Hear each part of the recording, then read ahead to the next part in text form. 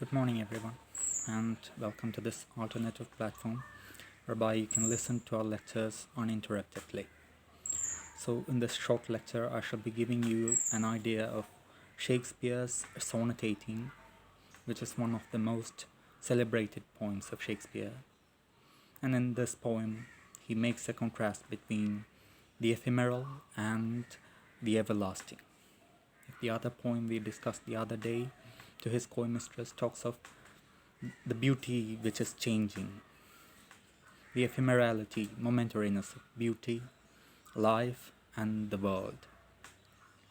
This poem tells us that beauty is not that which dies. It is in line with time eternal. And in the beginning, the speaker is addressing presumably his beloved or any other person, or it can even be a thing. He begins by a question: shall I compare thee to a summer's day? Thou art more lovely and more temperate. Rough winds do shake the darling buds of May. Summer's lease hath hold too short a date. Sometimes too hot the eye of heaven shines, and often his gold complexion is dimmed, and every fair from fair sometime declines, by chance or nature's changing course. But thy eternal summer shall not fade, nor lose possession of that fair thou owest. Nor would death brag thou wanderest in his shade, when in eternal lines with time thou growest. So long as men can breathe and eyes can see, this lives, and lives this, and this gives life to be. So whether such a comparison between you and the summer be congruous, be fitting, be proper, is the question. Says no the poet, since you are more lovely and more temperate than summer itself. Even though summer is temperate, warm, and lovely, you are even more lovelier than summer. And summer does not remain constant. Nothing is symmetric with regard to summer. Rough winds do shake the darling buds of May. One may wake up in a fine summer morning and would see, the flowers bloomed on their shoots, but they cannot remain there on the shoots forever, because a rough would perhaps blow from somewhere, and it can blow off the flowers, and at least it can shake the flowers, and in any case, in due course of time, they have to fade and fall down on the ground. But thy beauty, the innermost beauty that you possess, is it so? Is the problem. So, and on the other hand, summer has only a short term in its possession. It has to change. Seasons keep on changing. Seasons come and go. The year turns, and each season has to make way for others to come. Okay. So summer itself is a short interval. And sometimes, and even in that short interval, it is not symmetric. Sometimes too hot the eye of heaven shines, and often his gold complexion, gold face is dulled or dimmed. Sun, the eye of heaven means here the sun. It's too hot and unbearable in the middle of the summer, in the midday.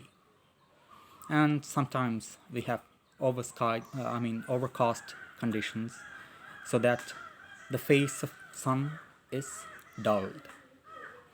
And every fair from fair sometime declines, and everything that looks fair should decline, lessen in due course of time, by chance or nature's changing course. Nature keeps on changing, and sometimes its order is destroyed, untrimmed.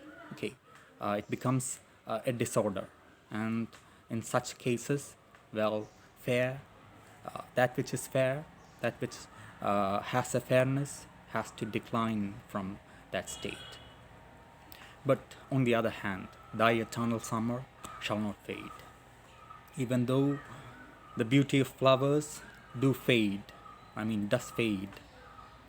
your beauty, your inner beauty, not the external and superficial kind of beauty that you possess, but that inner beauty of that soul. The eternal summer here means that innermost flame which flickers within you. It does not die, and its fairness would not end. Nor lose possession of that fair thou owest to it. Okay, you owe your external beauty to that innermost flame, that soul, the beauty of the soul. Nor can death brag, thou wanderest in his shade. And when in eternal lines thou growest, okay, when in eternal lines with time thou growest, when you raise yourself up to the level of time, up to the level of eternity, you can never lose possession of your fairness, which you owe to the soul. And so long as men can breathe and eyes can see, lives this lives, and this gives life to thee. This here means the soul of the person who is addressed, and it can even mean the sonnet itself.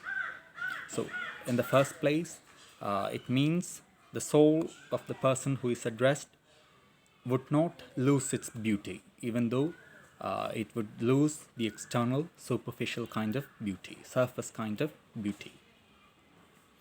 Soul cannot lose or be deprived of its beauty.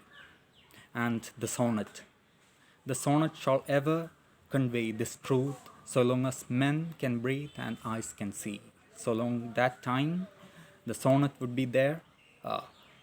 So long as men can breathe and have eyes to see, to read the poem, the sonnet, it would convey this very truth that beauty is not that which changes.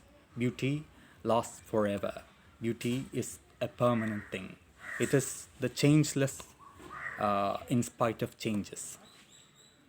In spite of changes, something remains unchanged. Beauty is so. And so long as men can breathe and eyes can see, this truth shall be conveyed by the medium of the poem. That's it. Thank you.